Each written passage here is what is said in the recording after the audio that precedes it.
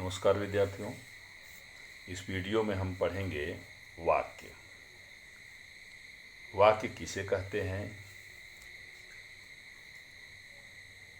दो या दो से अधिक पदों के सार्थक समूह को जिसका पूरा अर्थ निकलता है उसे वाक्य कहते हैं। वाक्य में कुछ चीज़ें बहुत महत्वपूर्ण हैं, जैसे वाक्य में वह पद समूह जिससे श्रोता को वक्ता के अभिप्राय का बोध हो, उसको जानकारी हो, उसे वाक्य कहते हैं। मनुष्य के विचारों को पूर्ण रूप से व्यक्त करने वाले पद समूह को वाक्य कहते हैं, अर्थात जिससे हम विचारों का आदान प्रदान करें और उसका एक अर्थ उसमें निहित हो, उसकी जानकारी हमें प्राप्त हो, उसे हम वाक्य कहते हैं।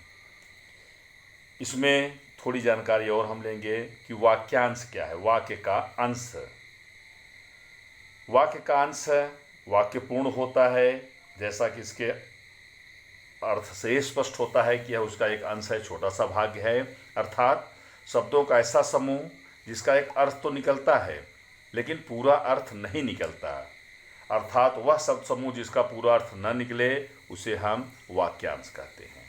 जैसे उदाहरण के लिए दरवाजे पर, जैसे वाक्य कैसे होगा हमारा? दरवाजे पर कोई व्यक्ति खड़ा है, लेकिन अगर हम कहें कि दरवाजे पर, तो एक महत्वपूर्ण कुछ अर्थ तो मिलता है, दरवाजे पर कुछ तो है, लेकिन क्या है अर्थ स्पष्ट नहीं होता। कोने में, उसी प्रकार से वृक्ष के नीचे आदि के अर्थ तो हैं, लेकिन इनका पूरा अर्थ नहीं निकलता, इसलिए इन्हें हम वाक्यांश कहते हैं। तो वाक्य को पढ़ने से पहले हमने वाक्यांश को देखा। उसी प्रकार से सबसे महत्वपूर्ण चीज़ है कि वाक्य के अंग कौन कौन से हैं। वाक्य को महत्वपूर्ण दो अंग हैं वाक्य के, एक उद्देश्य है, एक विधेय है। आपने इंग्लिश में भी पढ़ा होगा, सब्जेक्ट और प्रेडिकेट। सब्जेक्ट अर्थात उद्देश्य किसे कहते हैं? तो सरल परिभाषा, उद्देश्य वह है जिसके बारे में बात की जाए, उसे हम उद्देश्य कहते हैं। अर्थात उद्देश्य में बताया गया है कि उद्देश्य के अंतर्गत कर्ता तथा कर्ता का विस्तार किया जाता है, अर्थात कर्ता का बोध हो, वह उद्देश्य होता है। उद्देश्य की पहचान के लिए कौन तथा किसने लगाकर प्रश्न करेंगे तो बातें स्पष्ट होंगी। जैसे इसमें हमें ढूंढना है कि उद्देश्य क्या है, इसमें हम देखेंगे उद्देश्य क्या है। जैसे कपिल खेलता है, तो आपको बताया गया लक्षण पहचानने के लिए, उद्देश्य की पहचान के लिए कौन और किससे से हम प्रश्न शुरू करेंगे। कौन खेलता है? कपिल खेलता है, अर्थात कपिल उद्देश्य हो गया। कौन खेलता है? कपिल। गाय काली है, कौन काली है? गाय है, अर्थात गाय उद्देश्य हो गई। सरला गा रही है, कौन गा रहा है? तो इसे हम स्पष्ट कर सकते हैं। तो यह वाक्य का महत्वपूर्ण अंग है, उद्देश्य। उसी प्रकार से इसमें दूसरा होता है विधेय। विधेय अर्थात उद्देश्य के विषय में जो कुछ कहा जाए उसे विधेय कहते हैं। इसके अंतर्गत क्रिया और क्रिया का विस्तार, ये महत्वपूर्ण चीज़ें, इसको ध्यान से आप सुनेंगे। कर्म व कर्म का विस्तार आता है, ये दो चीज़ें महत्वपूर्ण हैं, क्रिया, क्रिया का विस्तार, कर्म और कर का विस्तार।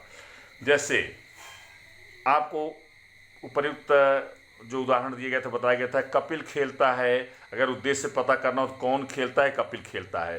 तो कपिल के विषय में अर्थात उद्देश्य के विषय में जो कहा जाए, उद्देश्य के विषय में जो कहा जाए वही विधेय होता है। अब एक उदाहरण इसमें दिया गया है और स्पष्ट करके, उद्देश्य को छोड़कर शेष भाग विधेय कहलाता है। जैसे राहुल खाना खाता है, इसमें उद्देश्य पता करना हो तो कौन खाना खाता है? राहुल। राहुल उद्देश्य हो गया। उद्देश्य के विषय में जो कहा जाए वह विधेय हो गया। कौन खाना खा रहा है? राहुल। तो खाना खाने का कार्य राहुल कर रहा है, उद्देश्य हो गया, और उसके विषय में जो कहा जाए वो विधेय हो गया, अर्थात खाना खाता है वो विधेय है। तो ये महत्वपूर्ण चीज़ें आपने देखी। इसको स्पष्ट करने के लिए अब हम आगे इसमें पढ़ेंगे वाक्य के प्रकार। तो वाक्य के हमें दो प्रकार पढ़ने हैं, जैसे एक रचना की दृष्टि से और एक अर्थ की दृष्टि से। तो सर्वप्रथम हम रचना की दृष्टि से पढ़ेंगे। रचना की दृष्टि से हमारे 3 वाक्य हैं, 3 इसके प्रकार हैं। रचना की बनावट के आधार पर वाक्य के 3 प्रकार: साधारण वाक्य, जिसे हम सरल वाक्य भी कहते हैं, संयुक्त वाक्य और मिश्र वाक्य। मिश्र वाक्य को मिश्रित वाक्य भी कहते हैं। और साधारण वाक्य को सरल वाक्य भी कहते हैं। साधारण वाक्य क्या है? साधारण वाक्य की परिभाषा, जिस वाक्य में एक से अधिक उद्देश्य, एक विधेय होता है उसे सरल या साधारण वाक्य कहते हैं। जैसे इसके पूर्व हमने जो उदाहरण देखे उसमें दिया गया है कि कपिल खेलता है, तो एक वाक्य है, इसमें एक उद्देश्य है, एक विधेय है, इसलिए वह साधारण वाक्य हो गया। तो साधारण वाक्य की और पहचान है कि इस वाक्य में एक ही कर्ता और एक ही क्रिया होती है और एक ही मुख्य क्रिया होती है, बाकी सहायक क्रियाएं होती हैं और वह क्रिया कई पदों वाली हो सकती है, लेकिन कर्ता उसमें मुख्य रूप से एक होता है। उदाहरण के लिए, जैसे वह बालक है, तो बालक है होने का बोध कराता है बालक का, तो यह साधारण वाक्य हो गया। वह फुटबॉल खेलता है, खेलने का कार्य एक आपको बताया गया कि एक मुख्य क्रिया होती है और एक कर्ता होता है, तो वह फुटबॉल खेलता है, इसमें एक कर्ता और एक क्रिया का बोध हो रहा है, इसलिए यह साधारण वाक्य है। लोग इस बात पर हंसते होंगे यह क्रिया हो गया और इसमें मुख्य कर्ता हो गया। वह खाता है, तो वह और खाता है, दो पद आ गए, एक इसमें कर्ता और एक क्रिया, तो इसलिए यह मुख्य रूप से साधारण वाक्य है। कुछ और महत्वपूर्ण उदाहरण दिए गए हैं जिसे आप देखेंगे। जैसे वह दूध पिए जा रहा है, जा रहा है और पीना दोनों क्रियाएं हैं, दो रूप में आई हैं, लेकिन कर्ता एक ही है, इसलिए यह साधारण या सरल वाक्य है। वह पढ़ता जा रहा है, तो वह पढ़ता जा रहा था, वह जा रहा था और पढ़ना दोनों क्रियाएं हैं, तो एक सहायक और एक मुख्य क्रिया के रूप में इनका उपयोग हुआ है और वह यहाँ पर कर्ता का स्वरूप है, इसलिए साधारण वाक्य। उसी प्रकार से मोहन भोजन करता चला जा रहा था, अब क्रिया का स्वरूप यहाँ तक बताया गया है, यह सरल या साधारण वाक्य है। वह रोटी खाकर विद्यालय जाता है, जाना और खाना दो क्रियाएं मुख्य रूप से यहाँ पर आई हैं, एक पूर्वकालिक क्रिया जिसे सहायक क्रिया कह सकते हैं और एक इसमें मुख्य क्रिया है। तो क्रिया मुख्य क्रिया और सहायक क्रिया के रूप में हो सकती है, लेकिन कर्ता एक ही होगा, उसे हम सरल वाक्य कहेंगे। वह हंसकर, गाकर, रीझकर और मुस्कुराकर सबका दिल जीत लेता है, दिल जीत लेता है, जीतना मुख्य क्रिया हो गई, और गाकर, रीझकर, मुस्कुराकर सब ये सब सहायक क्रियाएं हो गई, सहायक क्रियाएं और मुख्य क्रियाएं हो गई, और वह इसमें कर्ता का स्वरूप दिया गया है, कर्ता है, और इस प्रकार से यह साधारण वाक्य है। तो साधारण वाक्य में सबसे ध्यान देने योग्य बात है कि कर्ता एवं एक ही मुख्य क्रिया होती है, कर्ता और एक ही मुख्य क्रिया होती है, बाकी जो क्रियाएं होती है सहायक क्रिया। जैसे यहाँ पर मैंने कई सहायक क्रियाओं को रख करके उदाहरण को और स्पष्ट करना चाहा है कि वाक्य को बड़ा देखकर आप यह न समझें कि यह किसी यह दूसरे प्रकार का वाक्य है, ये भी सरल या साधारण वाक्य है। अगला हम इसमें दूसरा, ये हमारा हो गया सरल या साधारण वाक्य। हम अगला पढ़ेंगे इसमें संयुक्त वाक्य।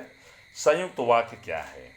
जैसा कि आपने साधारण वाक्य को स्पष्ट रूप से देखा होगा, तो संयुक्त वाक्य अर्थात मिला हुआ, संयुक्त वाक्य अर्थात दो सरल वाक्यों से बनता है। इसमें दो सरल वाक्य आएंगे तो वह संयुक्त वाक्य होता है।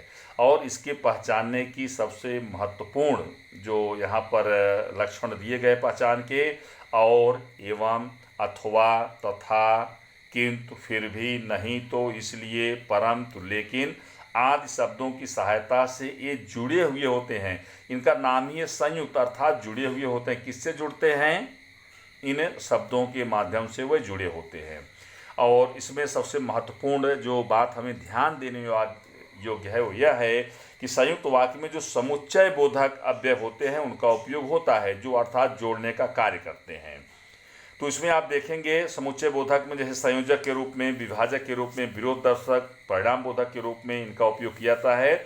जैसे आपको बताया गया कि जो शब्द संयोजक के द्वारा जुड़े होते हैं उनको दोनों जो वाक्य होते हैं उन दोनों वाक्यों को अलग से पढ़ने पर भी उनका अर्थ स्पष्ट होता है, और अलग करके या एक करके। जैसे कंडक्टर ने सीटी बजाई, एक वाक्य पूरा हो गया, कंडक्टर ने सीटी बजाई, यह हमारा एक हो गया। अब ये अगर आप पढ़ेंगे तो ये सरल वाक्य हो गया, लेकिन और के द्वारा यह जुड़ा हुआ है। मैंने जैसा कि आपको बताया था कि यह इतने शब्दों के द्वारा ऐसे जुड़े हुए होते हैं। और बस चल पड़ती है, बस चल पड़ती है या चल पड़ी, तो यह एक संयोजक के द्वारा जुड़े हुए हैं। पहले आप आराम करेंगे, यह एक वाक्य हो गया। और या आपके लिए खाना ले आऊं, या के द्वारा जुड़े हुए हैं। तो दोनों, पहले आप आराम करेंगे, ये भी एक स्पष्ट वाक्य है और ये भी एक स्पष्ट वाक्य है, संयोजक के द्वारा जुड़े हुए हैं, इसलिए ये संयुक्त वाक्य हुए। मैं आपका काम अवश्य कर देता, अर्थ स्पष्ट हो रहा है। लेकिन क्या करूं, व्यस्त हूं, विरोध दर्शक के रूप में आया है। तो यहाँ पर लेकिन के द्वारा, किंतु, परंतु, लेकिन आदि के द्वारा जुड़े हुए हैं। जैसे, और अगला हम उदाहरण इसमें देखेंगे, बातें और स्पष्ट हो जाएंगी। उसने बहुत मेहनत की थी, इसलिए वह कक्षा में प्रथम आया। ये परिणाम बोधक के रूप में आया है। उसने बहुत मेहनत की थी, ये भी एक वाक्य है, सरल वाक्य। और वह कक्षा में प्रथम आया, जुड़े हुए हैं, इसलिए मेहनत किया था इसलिए कक्षा में प्रथम आया। तो संयुक्त वाक्य हो गया। संयुक्त वाक्य की विशेषता होती है कि दोनों अलग अलग भी महत्वपूर्ण अर्थ देते हैं। और उदाहरण देखेंगे, रात हुई, रात हुई एक वाक्य है। तारे निकले, और तारे निकले, और के द्वारा जुड़े हुए हैं। वह सोया रहा, एक वाक्य है। गाड़ी न पकड़ सका, इसलिए के द्वारा जुड़े हुए हैं, संयोजक के द्वारा जुड़े हुए हैं, समुच्चय बोधक के द्वारा जुड़े हुए हैं। दिनेश आया था, बिना बोले चला गया, किंतु के द्वारा जुड़े हुए हैं, किंतु बिना बोले चला गया। उसने समझाया था, किंतु मैं समझ न सका, किंतु के द्वारा जुड़े हुए हैं। मैं स्कूल जाऊंगा या खेलने जाऊंगा, खेलने जाऊंगा, मैं स्कूल जाऊंगा, दोनों शब्द हैं, दोनों वाक्य हैं, सरल वाक्य हैं, या के द्वारा जुड़े हुए हैं, संयोजक के द्वारा, जो संयुक्त वाक्य हो गया। बरसात आ गई, मैं जीत जाता, वरना के द्वारा जुड़े हुए हैं। तुम मान जाओ, अन्यथा पिटोगे, पिटोगे, अन्यथा के द्वारा जुड़े हुए हैं। माधव ने बहुत परिश्रम किया, वह व्यापार में असफल रहा, किंतु के द्वारा जुड़े हुए हैं। तो इसमें सबसे महत्वपूर्ण जो उदाहरण में जो यहाँ पर दिया गया है, इसमें आप ध्यान देंगे, इसमें दोनों स्वतंत्र रूप से एक वाक्य होते हैं, जो हमारे सरल या साधारण वाक्य होते हैं, जो समुच्चय बोधक के द्वारा, किंतु, परंतु, लेकिन, फिर भी, इसलिए आदि के द्वारा ये जुड़े हुए होते हैं। इसे हम संयुक्त वाक्य कहते हैं।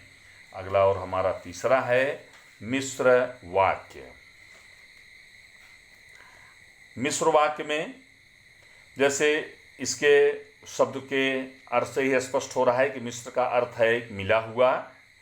और परिभाषा का स्वरूप देखेंगे तो एक से अधिक उपवाक्य जहाँ पर जुड़े हुए होते हैं उसे हम मिश्र वाक्य कहते हैं। ये इसकी पहचान है, एक से अधिक उपवाक्यों का उपयोग इसमें होता है।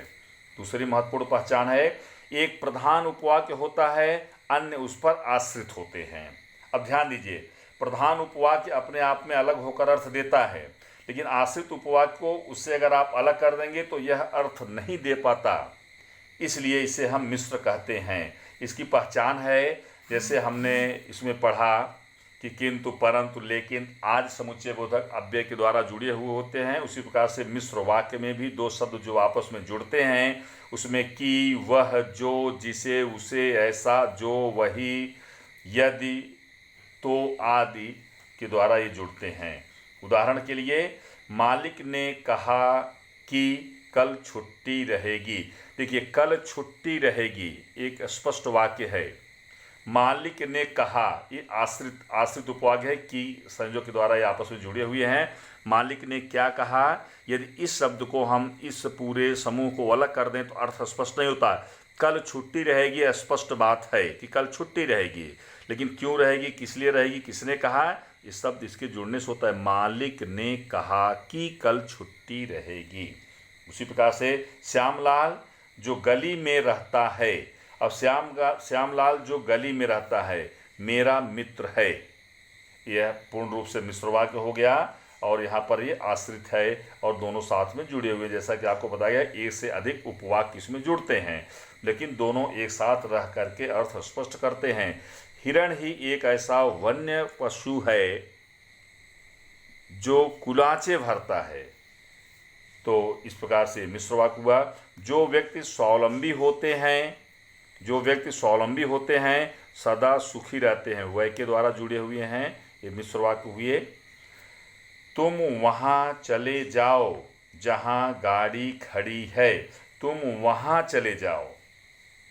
फिर ये जुड़े हुए हैं, गाड़ी खड़ी है, ये स्पष्ट वाक्य है और मुख्य वाक्य है, और ये आश्रित उपवाक्य इसमें जुड़ा हुआ है। तो एक प्रधान वाक्य और एक आश्रित, और प्रधान और आश्रित जुड़ करके मिश्र वाक्य बनते हैं। हर में देखेंगे आप, कल छुट्टी रहेगी प्रधान वाक्य हो गया, और यह मालिक ने कहा आश्रित हो गया। मेरा मित्र है प्रधान वाक्य हो गया। श्यामलाल जो गली में रहता है आश्रित हो गया। हिरण ही एक ऐसा वन्य पशु है आश्रित। कुलाचे भरता है प्रधान वाक्य हो गया।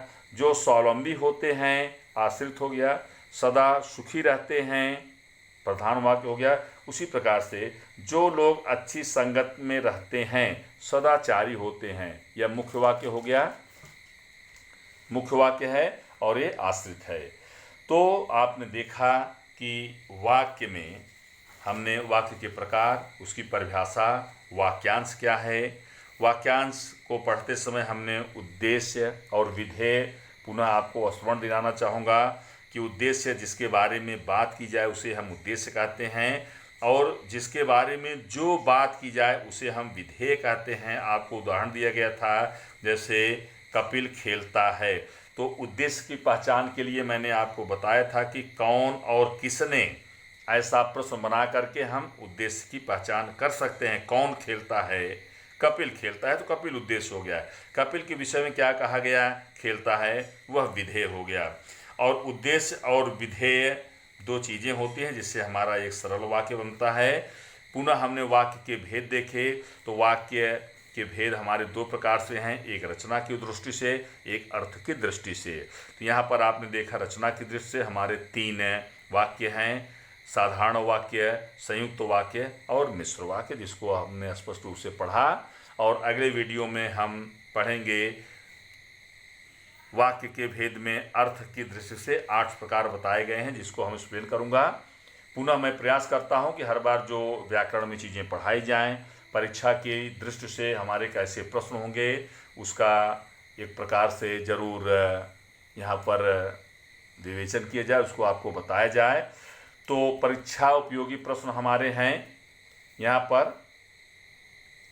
परीक्षा उपयोगी प्रश्न में जैसे कैसे आपको किस प्रकार से प्रश्न फ्रेम करके दिए जाते हैं, तो प्रश्न आपका मुख्यतः ऐसे पूछा जाएगा। संभावना है, निम्नलिखित वाक्य का रचना के आधार पर भेद पहचान कर लिखिए। अगला हो सकता है मैं आपको पढ़ाऊंगा तो एक प्रश्न इसमें और जुड़ जाएगा कि अर्थ के आधार पर। तो फिलहाल यहाँ पर हम पढ़ेंगे रचना के आधार पर।